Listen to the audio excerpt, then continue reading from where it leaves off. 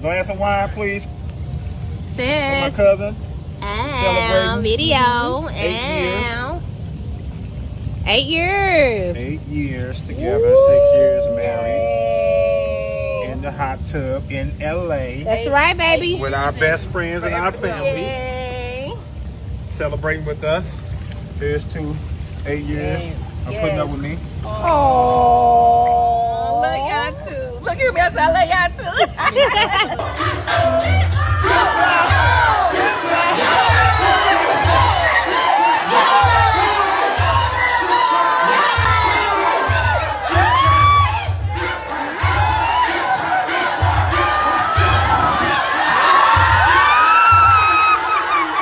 I'm asking you one thing, because I really need it right now. I need prayer. I need prayer. I need strength. I need love. Those words, spoken by 24-year-old Kiana Burns on Facebook Live, her last public cry for help before she and her husband Ronell were found dead in their Sandy Springs, Georgia. To the outside world, they were the definition of a power couple. Christian entrepreneurs, ministry leaders, parents to 8 children, and social media influencers who preached about faith, resilience, and building generational wealth.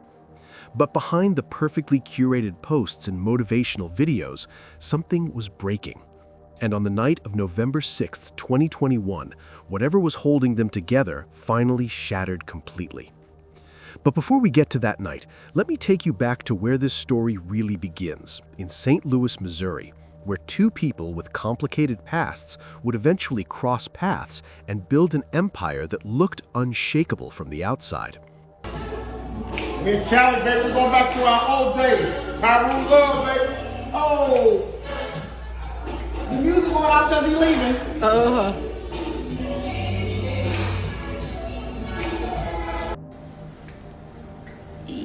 We got our music, but we can't. We out here. We dancing in our head. We got the music in our head. Party time. Go ahead. Hey, hey, hey, hey, hey, hey.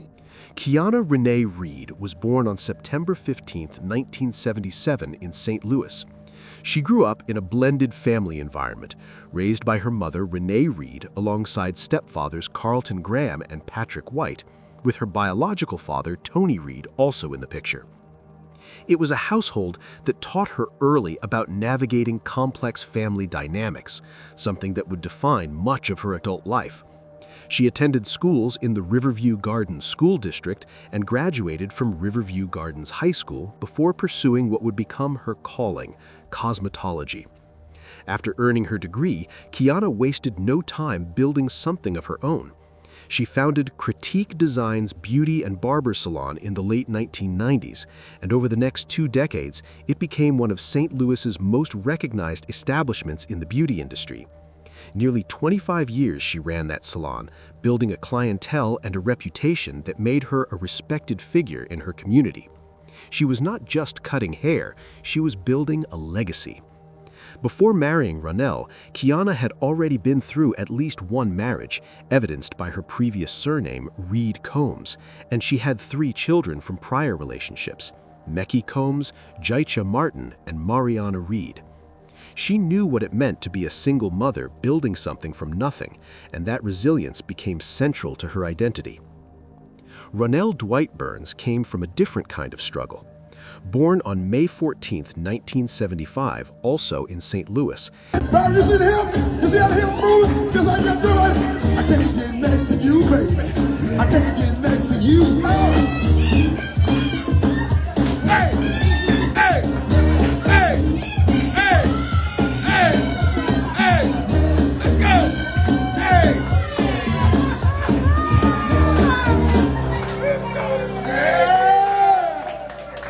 He grew up in the Vaughn Housing Projects, a public housing complex in downtown St. Louis where economic hardship was simply part of daily life. His parents, Reginald and Darlene Burns, raised him alongside a large extended family, and from an early age, Ronell developed a competitive streak that would follow him everywhere. He committed himself to Christianity young, beginning to minister to those around him while still finding his own way. At Vashon High School, where he graduated in 1994, Ronell was part of the state championship basketball team. But unlike many athletes, he did not pursue college. Instead, he went straight into the workforce, eventually carving out a nearly 25-year career in insurance and financial services. Ronell founded Legacy Financial Solutions, a company focused on helping families build generational wealth and financial independence. But Ronell's path to becoming the man Kiana would marry was not exactly smooth. His first marriage to a woman named Avis Burns became public knowledge in the worst possible way. Around 2013 or 2014, they appeared on the television show Divorce Court, where Avis accused him of infidelity, poor communication, and damaging her credit through financial irresponsibility. Ronell defended himself against the accusations, but the marriage ended shortly after. She was telling me when we got back home, I have a 7-year-old daughter that's not with her, that live with her, but she was telling me to find a babysitter for my 7-year-old daughter. I'm like, what, we need a babysitter? You're a stay-at-home mom in my head, but I'm like, okay, maybe she want to get out with the girls or whatever. When I read this Facebook, she tried to get me to get a babysitter so she can go over some guy's house. And when I read all this, I'm like, what's going on? She's like, oh, I'm just going over the guy's house. We weren't going to do nothing. I'm like, you going to his house to play bingo? You going to play spades? Because, you don't need to go to his house to do that. What happened next was a reinvention. Ronell leaned heavily into his faith, rebranding himself as a pastor and motivational speaker who had overcome his past sins. Joy and gladness that the bones which thou hast broken may rejoice. Some things that we don't give to God that we've been holding on to, it's so heavy that we have no joy. You have some of those things that just torment you in your mind. You can't have no peace. You trying to lay down, you trying to sleep, and this memory keep racing through your brain. This thing that you just continue to hold on to, and God keeps saying, bring it to me. God said, if you can't lay that thing on the altar, then he says, see, the one thing for the blood, I believe, see, God will allow you to go through some things. See, those men drug her to the altar. They had one purpose, but God had another. She didn't come willingly to the altar of God, so she had to go through some things. So the men take her, they drag her to the feet of Jesus. So joy is stolen from you when you don't let God heal what's on the inside of you. And somewhere along the way, he met Kiana. The two married on September 13, 2012, blending their families into one household of 8 children: Rhea, Ronell Jr., Riley, Meki, Ray Haley, Jaicha, Mariana, and Ryan. Wish you a Merry Christmas. We wish you a Merry Christmas. We wish you a Merry Christmas and a Happy New Year. We wish you a Merry Christmas. We wish you a Merry Christmas. We wish you a Merry Christmas and a Happy New Year from the Brown family. Together, they launched For His Glory Ministries, a faith-based organization focused on restoration and unconditional love, and Six-Figure Ambition, a business coaching venture promising to help others achieve 6-figure incomes.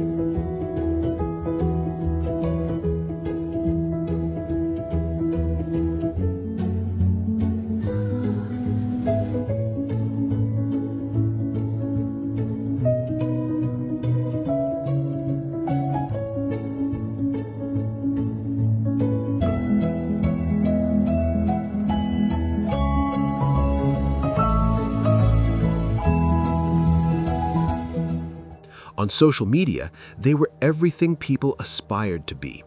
Designer clothes, luxury vehicles, including a Maserati, vacations, and scripture-laced motivational posts flooded their timelines.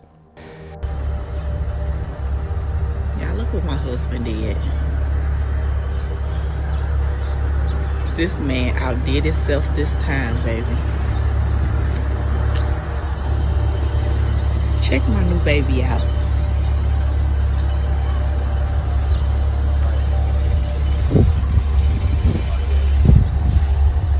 Check her out, y'all.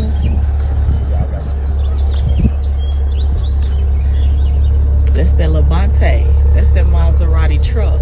Y'all heard that engine? Yeah, he did this. Yeah. God is good. Thank you. They even produced a pilot for a self-styled reality series called Meet the Burns, hoping to amplify their influencer status. But what their followers didn't see was that nearly everything they flaunted was funded by debt, held together by Kiana's salon income and threatening to collapse at any moment. Meet the Burns. America, you ain't gonna wanna miss this. This is my wife, Kiana. Mrs. Burns. Hey, this show is gonna start and it's gonna be exciting. Hey, son, you all right? Hi, baby, how you doing? Mwah. Every single episode is gonna be exciting, full of action, impact. We talking big business. We talking about big family. Meet the Burns. Get off my couch. You know better than that, right? Hey, so like I said, we're gonna be taking from every angle: business, family, business. Hey, now you know, good well the Kool-Aid and carpet do not mix. Oh, y'all thought we was done? No, we just getting started. So now we at our salon. Critique Design is actually one of the best in the loop, so we got two of them, and as you see, it's always cracking. But you don't just come here to get your hair did. You want some prickle pig feet, razor blades, braids, whatever you want. What's up, cousin? That's my cousin Ma. But they say whenever you getting your hair did, women barbers do it better. And so from the top to your bottom, you look at Ronnie the Bee. She the one to take care of me. What's up, Ronnie? Hey, she empty today, but hey, she normally popping, y'all, right? And so first impression in any establishment is everything. And when you walk through these doors, you see my boy Nick always doing his thing. But as soon as you pass up his angle, man, you want some drama for your mama, Barry Roll, man, she gets down with people, stay out of her lane, right? But this is the one that makes it happen. That's my boo. What's up, baby? She the one make it happen. I stay out the way up in here. She run this thing from the top to the bottom. Hey, y'all, meet the Burns. Now this right here, this is my baby. I love this. You be my wife, she's trying to catch up with me, baby. We gotta move fast, baby, because it's time for big business. So we help families, we change lives, we impact our community. Big family, big business. The image Kiana and Ronell projected online was masterful.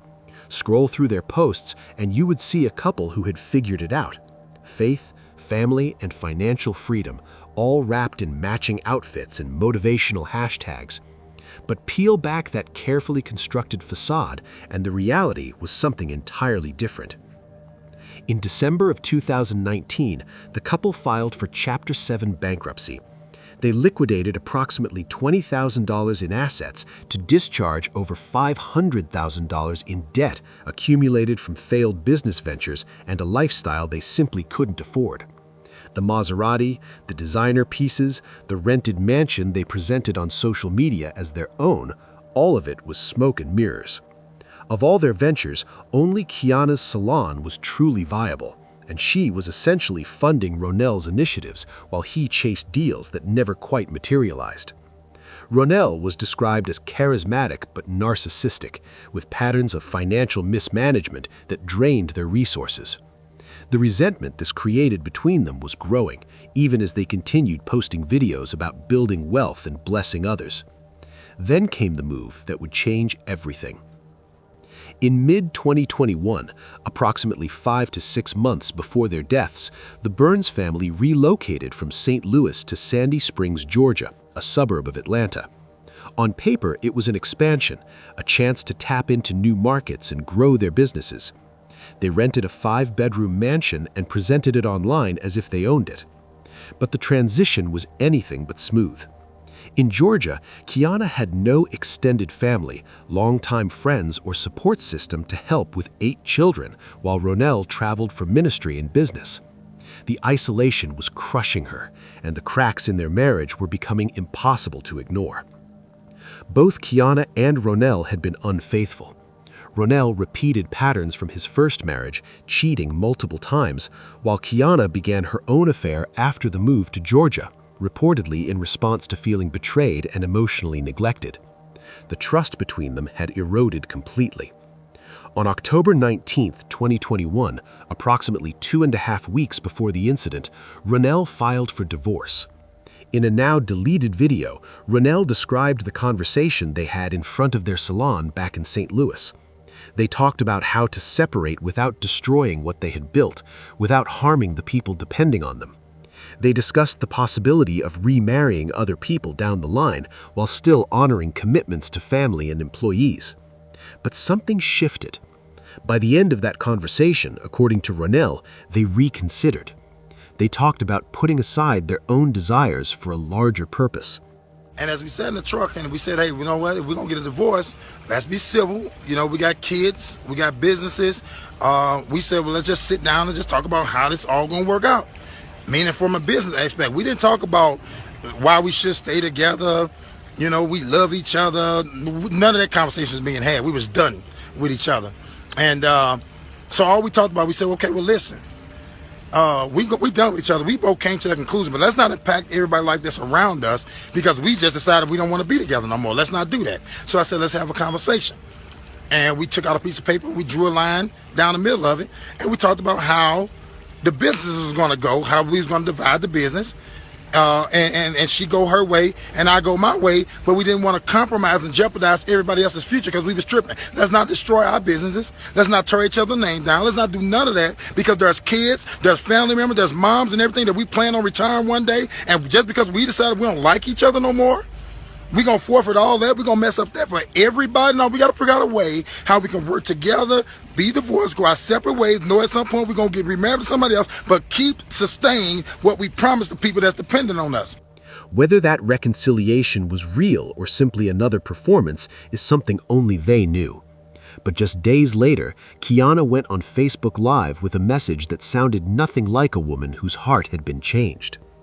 On October 20th, 2021, approximately 2.5 weeks before the incident, Kiana appeared fatigued, vulnerable, and desperate for connection. She spoke about mentoring other women, pumping life and positivity into others, but having nothing left for herself. And she ended with a plea that, in hindsight, sounds like a woman running out of time. Hey. What's up, y'all? Good morning. Good morning. I just felt the need to hop on here for just a moment, not long at all, and kind of just talk about, you know, life changes. For those that don't know, about 5-6 months ago, my husband and myself, we moved to Atlanta to expand our business. Still have the beauty and barber salon in St. Louis, Missouri. Y'all know that's the hometown, but we did come here to expand. We did a lot of great things in Missouri, so you know, Atlanta is a place where I always wanted to be. What's up, y'all? What's up, Amanda? But look, y'all, I'm telling you, if you don't stay prayed up and you don't keep faith, things can swivel in and take you out. I'm telling you, you guys, like the transition, it wasn't necessarily a smooth one. It wasn't a hard one either, but it was something that we chose to do.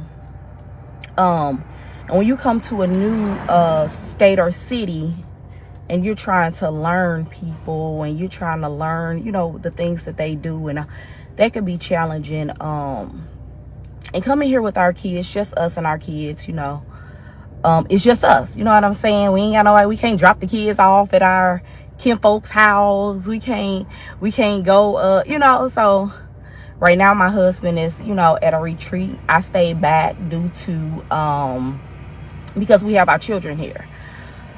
However, you all, I just wanted to hop on her because you have to be prepared for life changes.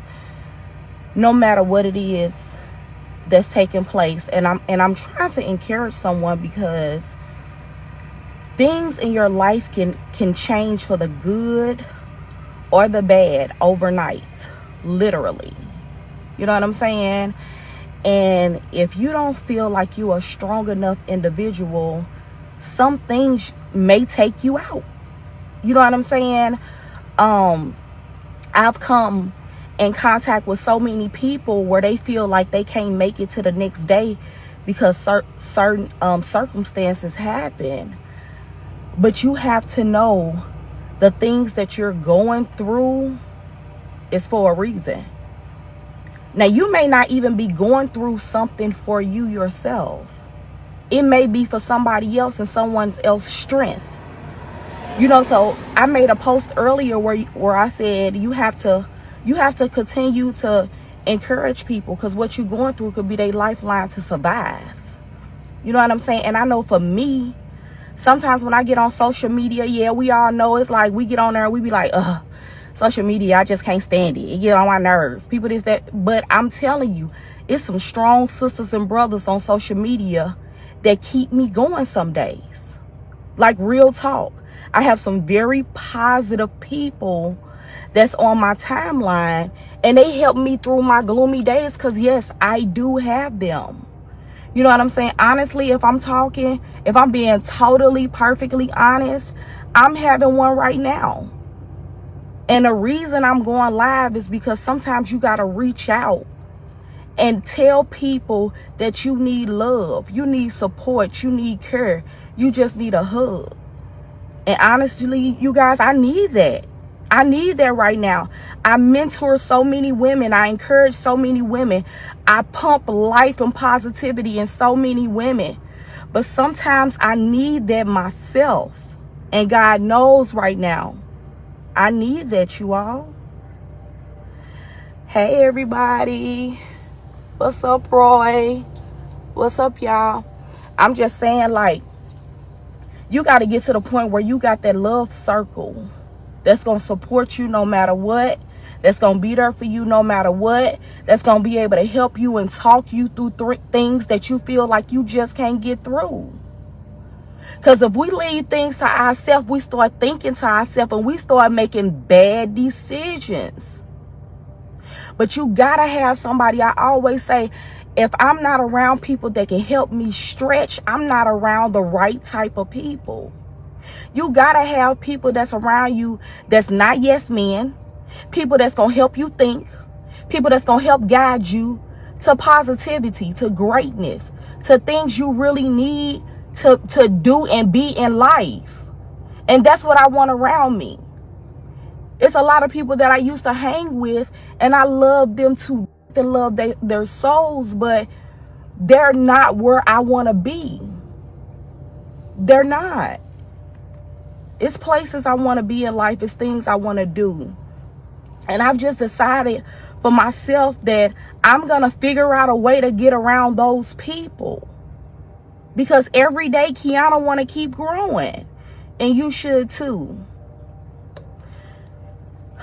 You guys, I'm asking you one thing, because I really need it right now. I need prayer. I need prayer. I need strength. I need love. I do. Stay encouraged. I'm going to go in my home, go in my little prayer room. I'm going to talk to God. Y'all pray for me.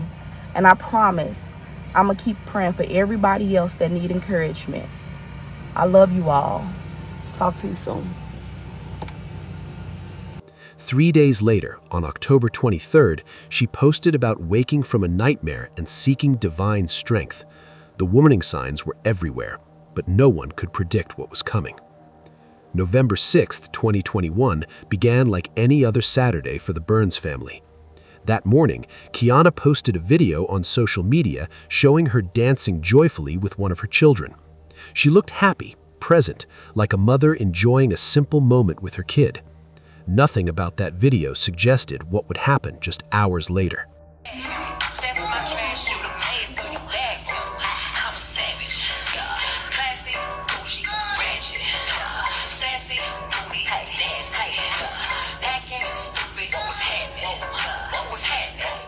Shortly before 9 p.m., an argument erupted inside their Sandy Springs home. One of the children called 911 to report domestic issues. Neighbors heard shouting, then gunshots. When Sandy Springs police arrived, they found both Kiana, 44, and Ronell, 46, deceased from apparent gunshot wounds. According to police, Kiana allegedly shot Ronell before turning the gun on herself.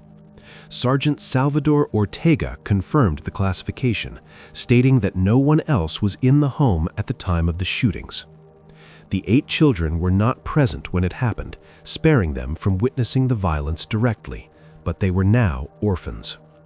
No note or definitive motive was ever publicly confirmed, but the accumulation of pressures, the financial collapse, the isolation from family, the infidelity on both sides, the recent divorce filing, and Kiana's increasingly desperate pleas for support pointed more at a woman who had been drowning while everyone watched her smile. The incident was classified as a domestic violence situation, resulting in the ending of both lives. And while some might have expected prior incidents to explain such an escalation, police records showed no prior history of domestic violence calls involving the couple. Whatever had been building between them had been hidden from authorities until that final night. The legal aftermath was complicated. The couple held life insurance policies through Primerica, naming each other as primary beneficiaries with a survival clause requiring the beneficiary to outlive the insured. 30% of benefits were paid uncontested to their mothers, Darlene Burns for Ronell and Antoinette Reed for Kiana, but the remaining 70% sparked a federal interpleader action in the Eastern District of Missouri. The complication arose from something unexpected. Death certificates listed Kiana as predeceasing Ronell, conflicting with police accounts that indicated she was the shooter who acted first. This discrepancy triggered slayer statutes in both Missouri and Georgia, laws designed to prevent someone from profiting from a death they caused. If Kiana was deemed responsible for Ronell's passing, her estate and beneficiaries could be barred from receiving his policy benefits entirely. The case dragged through the courts, with defendants including both estates, both mothers, Ronell's brother Reginald and daughter Ryan, and Kiana's daughters Mariana and Jaicha. In October of 2022, the court granted summary judgment dismissing counterclaims against Primerica, but denied the company's full discharge request. The final distribution among the families was never detailed in public records, leaving questions about how the children ultimately benefited from policies their parents had purchased to protect them. The Burns tragedy is not an isolated incident. Nearly 4 years later, in August of 2025, another family would be destroyed by eerily similar circumstances, proving that the lessons from Kiana and Ronell's story had not been learned. Emily Long was 34 years old, living in Madbury, New Hampshire, with her husband Ryan, 48, and their 3 sons. On the surface, she was everything a modern mother was supposed to be. She worked as the director of operations at Wingett's, a popular chicken wing chain with locations across the state. Ryan was a beloved school psychologist at Oyster River Middle School, the kind of man colleagues described as thoughtful, ethical, and deeply committed to helping children. They lived in a quiet town where neighbors waved at each other and nothing bad ever seemed to happen. But Emily had a secret life on TikTok where she documented her struggles with remarkable honesty. She identified herself as a brain cancer wife and mother of 3 because Ryan had been diagnosed with brain cancer. In her videos, she talked about depression, about feeling stuck in a rut she could not escape, about the fear of losing her husband and being left alone to raise their boys. She described herself as impulsive and emotionally driven, someone who lacked boundaries, while praising Ryan as the opposite, the calm and measured presence who kept her grounded. Just like Kiana, Emily was showing the world exactly how much pain she was in, and just like with Kiana, nobody intervened in time. What nobody knew was that Emily had been embezzling approximately $660,000 from her employer since January of 2023. She had been writing checks from business accounts to herself and depositing them into her personal account. When the owner confronted her in June of 2025 with bank statements that appeared doctored, she provided explanations that temporarily satisfied him. But by August 11th, he filed a police complaint with Hampton Police, and on that same day, Emily resigned via text, offering to work remotely or simply be terminated. The financial pressure she had been hiding was about to explode into public view. Combined with her husband's terminal diagnosis and her documented struggles with mental health, Emily was facing the same impossible convergence of crises that Kiana had faced 4 years earlier. On August 18, 2025, Emily used a handgun to fatally shoot Ryan multiple times. Then she shot their 2 older sons, Parker, 8 years old, and Ryan Jr., 6 years old, each with a single gunshot. Their toddler son was found unharmed in the home, crying but physically safe. Emily then turned the gun on herself.